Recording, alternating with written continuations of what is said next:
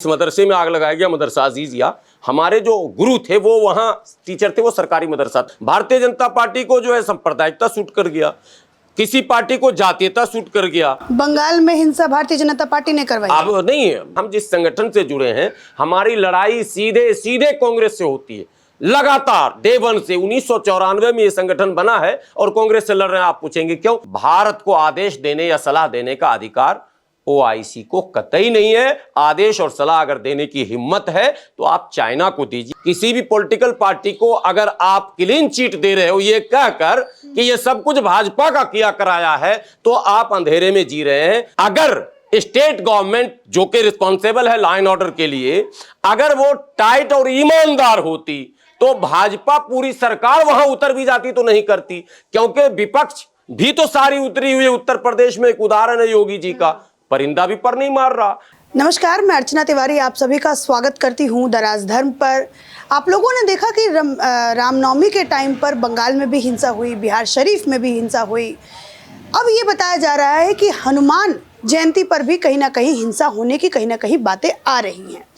तो मैंने सोचा कि चलिए हाफिज गुलाम सरवर जी से बात करते हैं, समझते हैं कि पूरा मामला क्या है। आप इनको टीवी पर बहुत देखते हैं। ज़्यादातर आप ये सोचिए, जब भी कोई हिंदू मुसलमान का मुद्दा आता है तो हाफिज साहब को पहले टीवी पे आमंत्रण किया जाता है और ये सबसे पहले डिबेट में जाके बैठते हैं और ज़्यादा लोगों को बोलने नहीं देते हैं।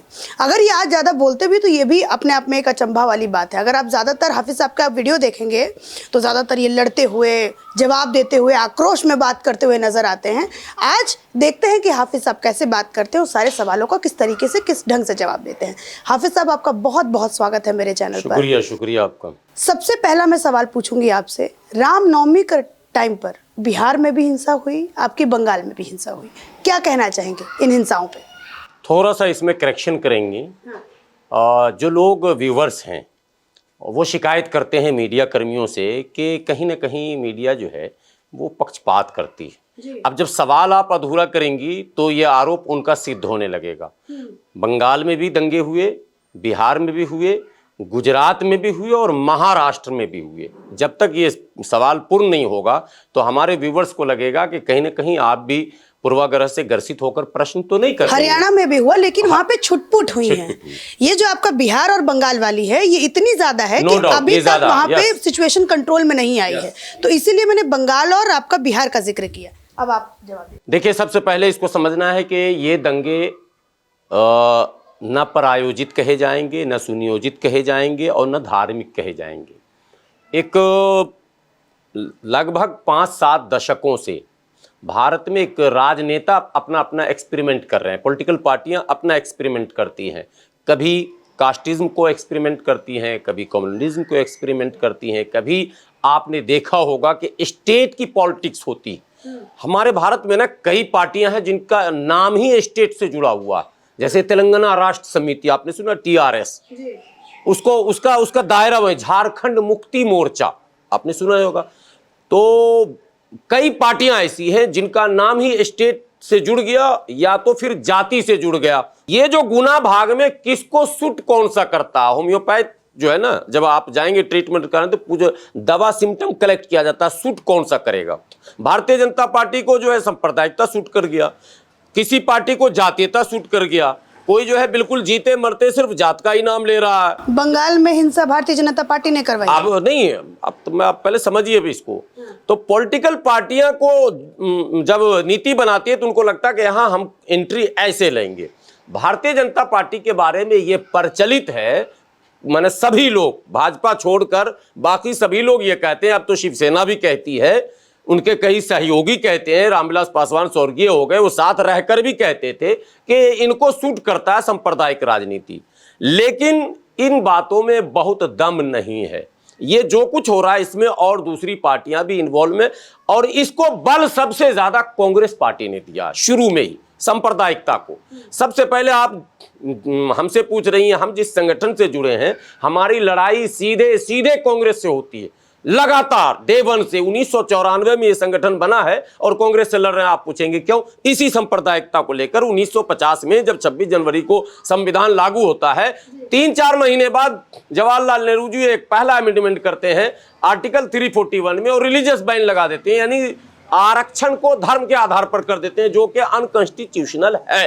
अब वहां से ये लड़ाई शुरू होती है। तो सांप्रदायिकता आरोप लग रहा है भाजपा पर, लेकिन जननी इसकी कांग्रेस है। अब वहां से आप आगे बढ़ेंगे तो आप लगातार दंगों का इतिहास देखेंगे तो मेरठ, मलियाना, हाशिमपुरा, मुरादाबाद, अलीगढ़, फिरोजाबाद और भागलपुर और मुंबई, जितने बड़े दंगे, कॉमनल राइट्स जो बड़े हैं, जिनको ख्याति मिली, जो महीनों छाए रहे अखबार वगैरह में, वो सब कांग्रेस के देख रेख में। और कांग्रेस के विषय में व्यूअर के लिए मैं कह दूं, स्पेशली मुस्लिम कम्युनिटी को यह जानना जरूरी है कि दंगे को समझना यह है कि जब कांग्रेस के रीजन में दंगा हो रहा था तो गांव के प्रधान से लेकर और प्रधानमंत्री तक कांग्रेस का हुआ करता था। यानी कि कहीं यह नहीं कह सकते जैसे अभी नीतीश कुमार कहते हैं भाजपा ने कराया, ममता दीदी भी कह रही हैं मैं सब पता है कौन करवा रहा, ये सारी बातें आ रही। लेकिन कांग्रेस ये कह भी नहीं सकती थी। प्रधान से लेकर विधायक, सांसद, मुख्यमंत्री, प्रधानमंत्री और जिला का चेयरमैन, ब्लॉक का प्रमुख, सबका सब कांग्रेस का ही उस जमाने में हुआ करता था। तब इतने बड़े बड़े दंगे हुए।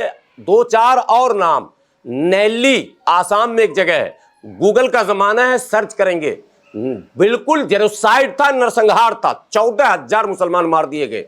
हिंदू कैसे मरेंगे? सरकार जब प्रायोजित है, कांग्रेस ने जो काम किया वो बेल प्लांट किया। अब आपको बताता हूं, एक कल परसों के अखबार में आया कि इतने साल, 37 साल के बाद जो है उन दंगाइयों को इनोसेंट घोषित किया गया जो मलियाना के थे, जहां 167 मुसलमान मारे गए और जो मुलजिम थे, मुलजिम अब कहेंगे, वो सब के सब हिंदू थे।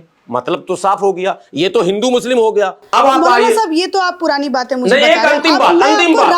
अंतिम बात सरकार की, मैं मुस्लिम का माइंड भी साफ करना जरूरी है। अंतिम बात सरकार की कि पीएसी ने हाशिमपुरा में मुस्लिम नौजवानों को ट्रक में भरकर हिंडन नदी में लाके गोली मारी।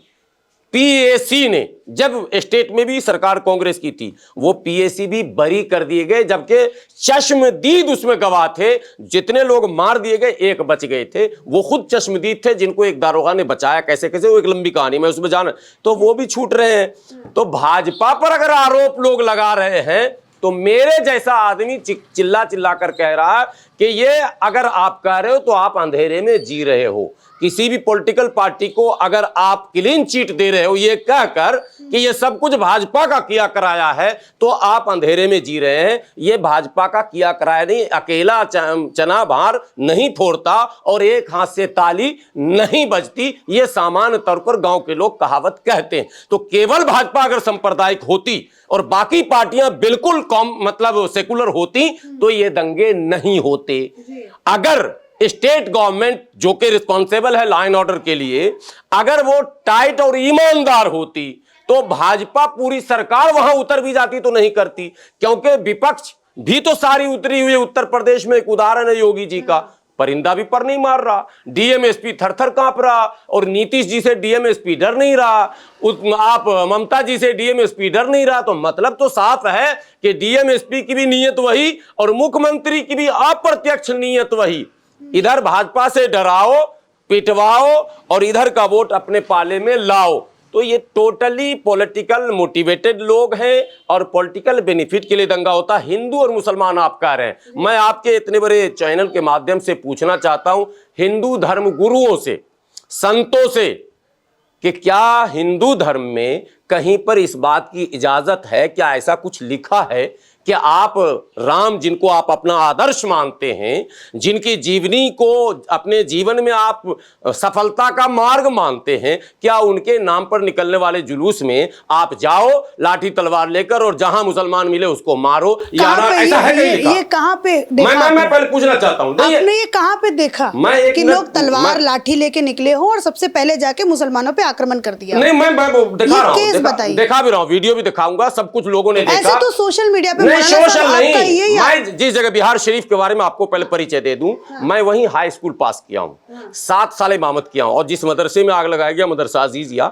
हमारे जो गुरु थे वो वहां टीचर थे, वो सरकारी मदरसा था, मदरसा एजुकेशन बोर्ड का, बहुत पुराना मदरसा। तो वहां के विषय में मैं पल पल की का अपडेट आपको दे सकता हूं, मोहल्ला, घर, गली, तो जो कुछ हो रहा है, मैं यही तो पूछ रहा हूं कोई हिंदू धर्मगुरु ये नहीं कह सकते कि हमारे धर्म में ये लिखा। कोई मौलाना से पूछ लीजिए कि भाई आपके इस्लाम में लिखा है क्या मारना पीटना पत्थरबाजी करना किसी जुलूस पर हमला कर देना, और अगर कोई गाली ही दे दे तो उसका जवाब ईटा पत्थर से देना, वो भी कहेंगे नहीं, हिंदू धर्म गुरु भी कहेंगे नहीं। तो दोनों धर्म गुरु कह रहे हैं कि धर्म जो है सतमार का दर्शन कराता है, धर्म प्यार प्रेम और भाईचारा सिखाता है, धर्म लोगों को एक आदर्श जीवन जीने का जो है संस्कार देता है। तो जब धर्म संस्कार निर्माण का काम करता है तो यह गैर संस्कारी लोग जुलूस में कहां से आए? मैं आपकी बात को बड़ा अगर कर रहा हूं कि अगर मुसलमान ने हमला कर दिया तो वो मुसलमान को किसने सिखाया? किसी धर्म ने सिखाया क्या? इस्लाम में तो नहीं है, तो न उधर है न इधर है, तो ये धार्मिक दंगा नहीं है।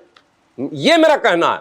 ये पॉलिटिशियन चाहते हैं कि लोग बलि के बकरा बने, लाशों पर चढ़कर सत्ता प्राप्त करना, और इसके लिए उदाहरण एक नहीं, औरंगजेब एक उदाहरण है ना आपके सामने। बाप को कैद कर लिया, भाई को कत्ल कर दिया, और जिस व्यक्ति का नोट पर चिन्ह है, झंडे पर चिन्ह है, अशोक चिन्ह, कालिंगा को पढ़िए जरा इतिहास कालिंगा का। अशोक ने अपने कितने भाइयों को मारा काटा, लेकिन उसके बाद पश्चाताप भी नहीं है। लेकिन वो एक अलग शब्द आ जाता है, बीयूटी बट अंग्रेज ने बना दिया, वो एक अलग हम लोग हैं। मेरा कहना कि सत्ता प्राप्ति के लिए चाहे अपने सगे भाइयों के लाश पर पैर क्यों ना रखना पड़े, ये सिद्धांत इन लोगों ने बनाया और इसी का नाम रख दिया चाणक्य नीति। अरे भाई, देश चाणक्य नीति से नहीं, धर्म प्रधान देश है भारत।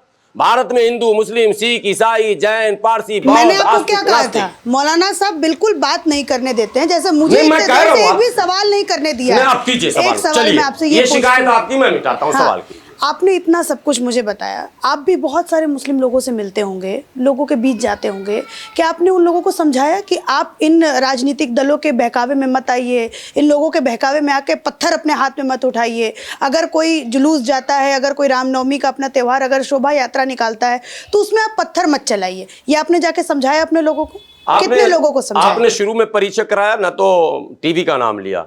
मैं एक टीवी की बात करूं, एबीपी पर मैं रूबिका लियाकत के डिबेट में था, तब जब कानपुर में पत्थरबाजी हुई थी और तमाम तरह की तस्वीरें सामने आ रही थी, और मैं डिबेट में जब बैठा और मैंने एक वीडियो दिखाया, ऑन एयर वीडियो दिखाया, तो रूबिका कहने लगी कि सरवर साहब अगर वीडियो गलत हुआ तो आप पे मुकदमा हो जाएगा। मैंने कहा कि वीडियो 100% सच ही नहीं है, बल्कि मोहल्ला गली और आदमी का नाम भी बता दूंगा कानपुर में। बोले अच्छा, रहने वाले आप बिहार के? मैंने कहा यस, यही तो मेरे संगठन चलाने का मतलब समझिए। रूबिका लियाकत ने उस वीडियो को जूम करके पहले तो दिखवाया और खुद अपने ट्विटर हैंडल से ट्वीट किया और योगी जी को और डीजीपी को टैग किया, उन लोगों की गिरफ्तारी हुई। देखिए, स्थानीय प्रशासन पक्षपात करता है, ये ढकी छुपी बात नहीं है, इसमें कहीं ढकी छुपी बात नहीं है। लेकिन जब सरकार टाइट होगी तो प्रशासन की हिम्मत नहीं है कि वो पक्षपात कर पाए, चाहे वो दारोगा हो चाहे वो एसपी हो। प्रशासन का ईमानदार होना, सरकार का ईमानदार होना जरूरी है। ये जो बयानबाजियां हो रही हैं वो नीतीश जी की तरफ से या ममता जी की तरफ से, ये बयानबाजियां राजनीतिक बयानबाजियां हैं, वरना परिंदा भी पर नहीं मार सकता है अगर हम ईमानदार हैं तो। ये एकदम 100%। और जुलूस ये कुछ भी नहीं जुलूस है साहब। भारत में तो 10-10 लाख का जुलूस निकल चुका है, 5-5 लाख का जुलूस निकल चुका है, निकलता है। आप इसका मतलब आप कंट्रोल नहीं कर सकते। अगर 10 लाख लोग दिल्ली में जमा हो जाए तो क्या दंगा हो जाएगा? और पिछली बार हमने देखा था कि नहीं तो हनुमान जयंती पे हुआ तो कोई भी 5 लाख लाके दंगा करा के लूट के चला जाएगा पूरी दिल्ली को। ये क्या वो हम सल्तनत वाले दौर में गुजर हैं क्या कि दिल्ली पर चढ़ाई कर दिया 10,000 आदमी और लूट के चला गया? नहीं, यहां हमारे पास कानून है, संविधान है, पुलिस है, फोर्स है, मिलिट्री है, पॉलिसी बनाने वाले हैं, मुखबिर हैं, LIO है, हमारे यहाँ सारे इंटेलिजेंस हैं, सारी खबरें रहती। दिल्ली की सीमा पे कोई बाद में इन करेगा, सरकार को पहले खबर होती है साहब। हमारा सेटअप कोई छोटा मोटा नहीं है, हम छोटे से देश में नहीं रह रहे हैं, नेपाल नहीं है कि जाके कुछ करके आप चले आइएगा, भारत है ये। तो इसलिए ये चीजें मैं रिजेक्ट करता हूं, चाहे वो नीतीश जी कुछ भी बोल रहे हैं या ममता जी कुछ भी बोल रहे हैं। मैं केवल ये कहना चाहता हूं कि तमाम पॉलिटिकल पार्टियों से कि इससे आपको तत्काल लाभ तो दिखेगा, लेकिन देश में रहीमन धागा प्रेम का मत तोड़ो चटकार, टूटे परवा जुटे नहीं, जुटे गांठ पड़ जाए। एक लंबा इतिहास दंगा का रहा, यहाँ लंबा इतिहास है। लेकिन मोदी जी के आने के बाद जो शुरू के दिनों में सरकारें चली, एक मैसेज गया कि मोदी के रहते तो दंगा नहीं होगा। और दंगा लगभग शब्द दंगा, जिसको जो दंगा पहले हुआ करता था वो इन 9 वर्षों में नहीं हुआ। लेकिन अल्टरनेटिव लिंचिंग और ये रामनवमी और हनुमान जयंती और मुहर्रम में जो छिटफुट हो रहे हैं, इसको इतना बड़ा बनाया जा रहा है कि इसमें मोदी जी की शक्ल आपको पता है, अभी विदेशी हस्तक्षेप भी होने लगे हैं, बयानबाजियां शुरू हो गई है। ओआईसी का बयान मैं आपसे बयान जानना है, चाहती मैं हूँ, वहां आ रहा भारतीय हूं, लेकिन मुसलमान का पहले क्या? ओआईसी ने जो कहा है कि डीप कंसर्न है हमारा जो मुसलमानों के ऊपर जो बिहार शरीफ में हुआ, तो इस पे भारतीय, बतौर भारतीय मुसलमान आपका क्या जवाब है? सबसे पहले कि ओआईसी अपने आप में पूर्ण नहीं है। ओआईसी में वो देश भी सदस्य हैं जिनकी संख्या 2 करोड़, 1 करोड़, 1.5 करोड़, करोड़ से भी कम है। हम यहाँ खुद जो है 22-23 करोड़ हैं, तो सदस्य तो हमें भी होना चाहिए। अगर कुछ इस्लाम के नाम पर दुनिया में कर रहे हो तो भारत उसका सदस्य अगर नहीं है तो तुम अधूरे हो। दुनिया की मुसलमानों की बड़ी आबादी में बड़ी आबादी भारत में बसती है, बड़ी आबादी में बड़ी आबादी।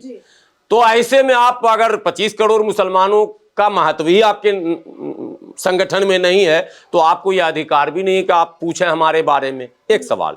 दूसरा सवाल है कि भारत में 1947 से अब तक जो हुआ आफ्टर पार्टीशन और सरकार बनने के बाद, उससे बहुत बुरा चीन के अंदर बेगर मुसलमानों के साथ हो, उससे बहुत बुरा बर्मा में रोहिंग्या के साथ हुआ, उससे बहुत बुरा तो सीरिया में हो रहा है जो सदस्य भी है आईओसी का।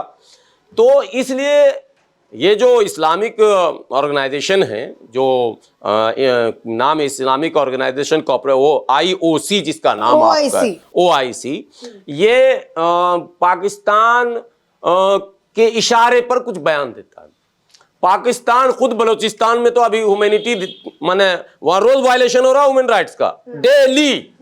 वहां लोग खुद ही आंदोलन धरना प्रदर्शन कर रहे हैं। वहां पाकिस्तान की फौज उसके ऊपर जुल्म कर रही है। आवाम तो छोड़ दीजिए, अरे यहां तो हम लड़ रहे हैं, चलिए हिंदू मुसलमान हम लड़ रहे हैं। एक माँ और बाप के 4 बेटे एक जगह हैं, 2 बेटे हैं। यकीन से आज आपके व्यूअर का आखिरी बात मैं कहने जा रहा हूं, तुम बताओ कि सगे भाइयों में झगड़ा होता है या नहीं होता है? कहीं आपने सुना कि नहीं सुना? आपने सुना कि नहीं सुना? सगा भाई है, माँ बाप एक है, फिर भी झगड़ा हो रहा, चाहे कारण कुछ भी हो, जमीन जायदाद कारण हो, संपत्ति कारण हो, ईगो उसका हो, झगड़ा होता। ये नेचुरल है। 150 करोड़ लोग हैं यहाँ, 1.5 अरब की आबादी भारत की है, और अगर हम छिटपुट घटना इसको हम बोलते हैं, ये हमारे यहाँ हो गई, नेचुरल है, ये रुकेगा भी नहीं। आप सुन लीजिए, जमीन को लेकर होगा, जायदाद को लेकर होगा, सड़क को लेकर होगा, मस्जिद मंदिर को लेकर होगा, त्योहारों को इसको आप ये इशू बनाएंगे कि भारत में मुसलमानों के साथ यह हो गया और मैं आपको ये कहता हूं, मैं मशवरा देता हूं या सलाह देता हूं या आदेश देता हूं। भारत को आदेश देने या सलाह देने का अधिकार ओआईसी को कतई नहीं है। आदेश और सलाह अगर देने की हिम्मत है तो आप चाइना को दीजिए कि जहां लाखों बिगर मुसलमानों को बंदी बनाकर रखा गया, बंदी, उनको धार्मिक कार्यक्रम करने नहीं दिया जाता, उनको नमाज कुरान पढ़ने नहीं दिया जाता, उनकी धार्मिक पुस्तकों को सीज कर लिया गया। भारत में ये चीज नहीं हो सकता, नहीं हो सकता, क्योंकि भारत में नेचुरल डेमोक्रेसी है। तो फिर ये विदेशी कोशिशें क्यों है कि भारत में मुसलमान जो है वो बहुत ज्यादा अपनी कमियों को छुपाने के लिए हमारा जो शत्रु छोटा सा पाकिस्तान है, जिसको दुर्भाग्य से बड़ा बना दिया गया है। बड़ा इसलिए बना, इसमें देखिए पॉलिटिकल लोगों का, पाकिस्तान चले जाओ, कई बार आप सुनेंगे ऐसे नेताओं का भाषण, जिसको भारत में अच्छा नहीं लगता क्यों पाकिस्तान जाऊं? और कोई देश नहीं कि अगर अच्छा नहीं लगता है तो कहीं और भेज दो, अमेरिका कर्नाटक क्यों नहीं भेजते हो भाई? तुम सबको पाकिस्तान क्यों भेजते हो? भेजने वालों से मैं पूछ रहा हूं जो भाषण में कहते हैं। पाकिस्तान को ना चाह के भी आपने एक बड़ा शत्रु घोषित कर दिया, जबकि वो है नहीं। पाकिस्तान क्या करता है, जब वो खुद फंसा हुआ है, पूरा अंदर जो है हालत खराब है, खोखला है, तो अब वो देखो भारत में मुसलमानों पर अत्याचार हो रहा। अरे तुम्हारे यहाँ जो माइनॉरिटी है वो कितना उसको अधिकार मिल रहा है, ये दुनिया को जरा दिखाओ ना। हम ये सवाल हम उनसे तो पूछ सकते हैं, वहां भी तो माइनॉरिटी है। और ठीक विपरीत, यहां अगर मुस्लिम माइनॉरिटी तो वहां हिंदू माइनॉरिटी है, सिख माइनॉरिटी वहां भी है। तो आपके यहाँ तो रोज वायलेशन हो रहा, माइनॉरिटी के साथ जुल्म आपके यहाँ भी हो रहा, तो आपको कौन बोलेगा? यहां तो ओआईसी बोल दिया, वहां कौन बोलेगा? तो भारत को मजबूरी में बोलनी पड़ेगी ना। ये बिल्कुल प्रोपेगेंडा है भारत के खिलाफ, इसमें कोई दम नहीं है, इसको हम लोग रिजेक्ट करते हैं, निरस्त करते हैं। ओआईसी ही नहीं, दुनिया के किसी भी देशों को इस तरह के आंतरिक मामले में बोलना नहीं चाहिए, क्योंकि दुनिया का कोई देश इस स्थिति में नहीं है जो अपने आप को दूध का धुला साबित कर सके। एक बात, लेकिन अगर प्रेम है धर्म का, आपको बहुत मुसलमानों से प्रेम है, ओआईसी के 2-4 देशों को ज्यादा ही प्रेम है, तो ज्यादा प्रेम अगर है तो पहले बर्मा के मुसलमानों के फ्यूचर को सही कीजिए, जो इसी भारत में, और जगह तो जाने दीजिए, इसी भारत में रोहिंग्या को शरण दिया गया है और वो सुख चैन से रह रहे हैं। शरणार्थी ही है, नागरिकता नहीं मिलेगी, शरणार्थी मगर रह तो रहे, खा पी रहे, घूम रहे, उनको कार्ड पास जो भी मिला है, आजादी तो है साहब देश में। तो जहां से उनको भगाया गया है, वो छोटे से देश से बात करने की तुम्हारी हिम्मत नहीं, और इस भारत से बात करने की हिम्मत। ये ओआईसी को मेरे ख्याल से जवाब मिल गया है भारतीय मुसलमान का। एक और मैं आपसे सवाल पूछूंगी मौलाना साहब, ये ओवैसी जी पे बड़ा मतलब ममता जी भी लगाती हैं, फिर उसके बाद नीतीश भी कह रहा है। जब उनसे सवाल पूछा गया कि वो कह रहे हैं कि यहाँ पे तो देखो ये पार्टियां इसलिए झगड़ा करवाती ताकि जेडीयू को भी फायदा हो, बीजेपी को फायदा हो, तो पलट करके बोल दिया ओवैसी को कि ओवैसी कौन, ये तो बीजेपी का बी टीम है। तो क्या कोई जाके सवाल नहीं उठाएगा दंगों के ऊपर या फिर किसी भी इस चीज के ऊपर? मैंने आपको कहा ना, ये पॉलिटिकल मामला है। हाँ। ए टीम कौन है? ओवैसी जी का क्या आप मतलब रोल देखते हैं? नहीं, पॉलिटिकल पार्टी है, रोल का क्या मतलब है? जैसे सारी वो किसके तरफ है, मतलब मुसलमानों के हित की तरफ बात करते हैं पॉलिटिकल कि क्या? पार्टियों को मैंने आप क्या मानते हैं? मैंने शुरू में एक बात कही थी ना कि पॉलिटिकल पार्टियां गुना भाग बैठाती कि मैं सुटेबल कहाँ हूँगा। हाँ, तो ओवैसी साहब मुस्लिम में सुटेबल बैठते हैं, मुसलमानों के बारे में बोलना, मुसलमानों के इश्यू पे आप देखेंगे सदन के अंदर भी वो मुस्लिम इश्यू पर ही बात करते हैं, कॉमन इश्यू पर बात नहीं करते हैं। हमेशा आपने इसको नोटिस किया होगा कि जब भी सदन में वो मुद्दा उठाते हैं तो लगभग 99% वो मुस्लिम इशू उठाते हैं। और इससे पोलराइजेशन होता है, हिंदू उनके रोजी का रोटी का जो भी उसको एम्पावरमेंट के लिए जो भी हो सकता है वो उठाते हैं।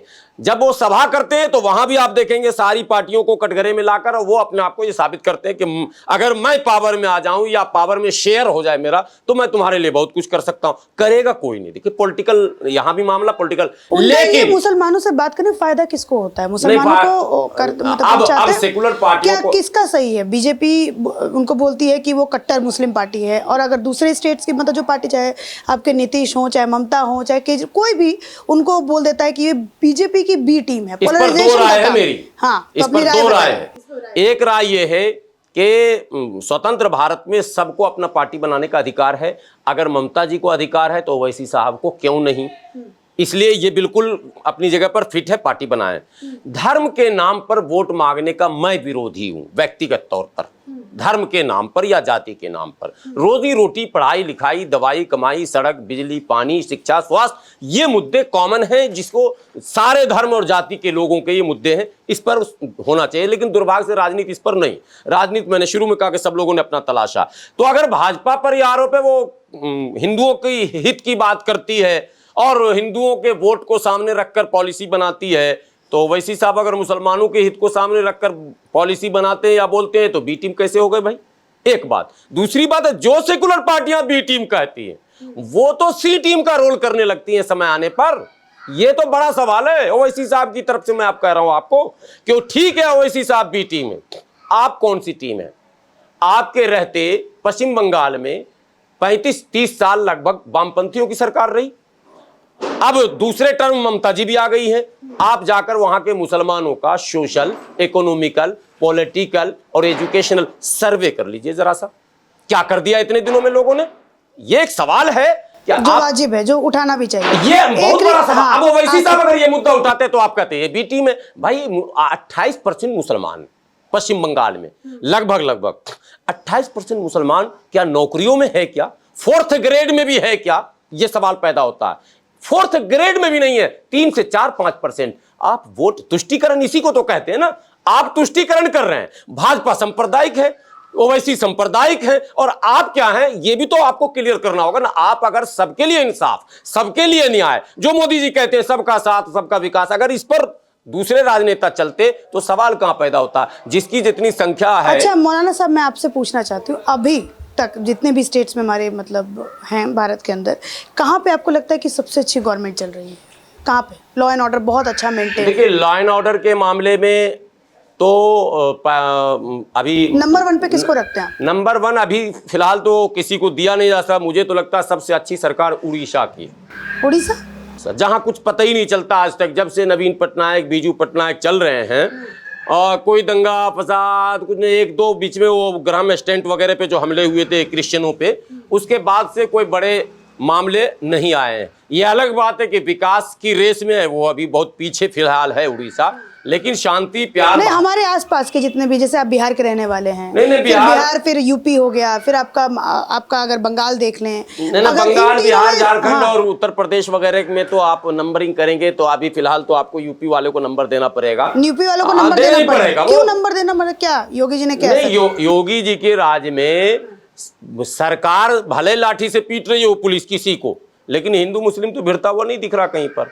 कहीं पर अराजक तत्व जो है वो खुलेआम लूटपाट सड़कों पर, इस पर उस पर, जो छोटे छोटे तुच्छे थे वो सब कंट्रोल में है। सरकार का भय है। हाँ, गलत हो सही हो, लेकिन डर है, पूरा खौफ है। कुछ लोग कहते हैं यार गलत, अननेसेसरी, मतलब इन्होंने दबाव बना दिया है, असंवैधानिक दबाव बना दिया है। लेकिन मेरा एक अलग पक्ष है मानना कि भाई डर है ना, कानून का डर तो होना ही चाहिए। यही डर आप भी पैदा कीजिए, आप भी पैदा कीजिए। अब बिहार कानून में का डर होना चाहिए। हाँ, कानून व्यक्ति से नहीं डरना, कानून का डर और सम्मान दोनों होना चाहिए। अब यही बात जो है वो बीजेपी ने जाके आपके बिहार में कहा है कि दंगाइयों को हम उल्टा लटका करके और उनको सजा देंगे। तो क्या लगता है बीजेपी वहां पे ऐसा कुछ कर सकती है क्या? बीजेपी अगर आती है अकेली पार्टी? हमने कल ही एक इंटरव्यू दिया है कि नीतीश जी को भी तमाम दंगाइयों को उल्टा लटका देना चाहिए। और जितने भी एविडेंस, मैंने कहा है नीतीश जी से, चूंकि मैं उनका सपोर्टर रहा हूँ। आपको बता दूं कि मैं 15 और 20 के चुनाव में नीतीश जी का प्रचार किया हूं, जब वो एनडीए में थे तब भी। तो मेरा ज्यादा हक बनता है, विपरीत परिस्थितियों में मैं उनके साथ रहा हूं, मेरा पूरा संगठन रहा। तो हमने कहा कि नीतीश जी, ये मेरी तरफ से आपसे अपील है कि आप बिल्कुल उल्टा लटकाएं, चाहे वो अपने समय का मंत्री और संतरी क्यों ना उसमें इन्वॉल्व हो, चाहे डीएम और एसपी क्यों ना। आपको अगर लगे कि इन लोगों के कारण ये हुआ, उसको उल्टा लटकाइए। ये देखना चाहता है बिहार, ये देखना चाहता है। तो मुझे लगता है सारे सवालों का जवाब हो चुका है। और भी मैं लोगों से, क्योंकि ये इंटरव्यू डिबेट नहीं था और भी था, अवकाश आपके मन में है कुछ सवाल? वैभव आपके मन में, आपके मन में आशुतोष कुछ है तो बता दीजिए, कोई ऐसा इशू नहीं है। चलिए, किसी के मन में कोई सवाल नहीं है, लगता है सारे सवालों का जवाब मिल चुका है।